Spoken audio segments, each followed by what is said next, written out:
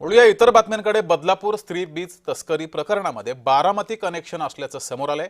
Shri Chaitanya taste tube baby सेंटरची कागदपत्र जप्त केलेली आहेत।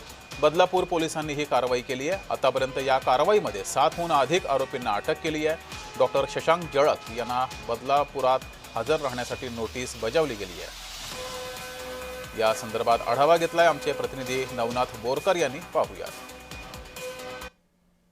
नाशिक सह अनेक राज्यांमध्ये हे स्त्रीबीज तस्करी प्रकरण जे आहे ते रॅकेट असल्याचं पाहायला मिळत आहे।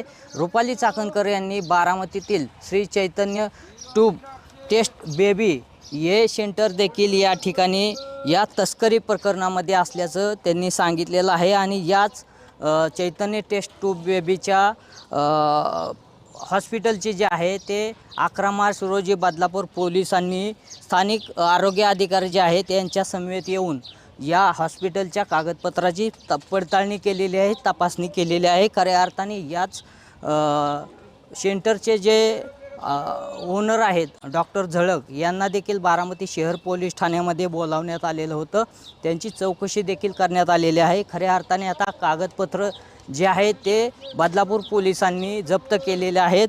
याच अनुषंगाने या डॉक्टरांना जे आहे ते बदलापूर पोलिसांनी चौकशीसाठी नोटीस देखील दिलेली आहे। आणि ज्या वेळेस बोलावण्यात येईल त्यावेळेस येण्यासाठी नोटीस ही बजावलेली आपल्याला पाहायला मिळत आहे। नवनाथ बोरकर, जय महाराष्ट्र न्यूज, बारामती।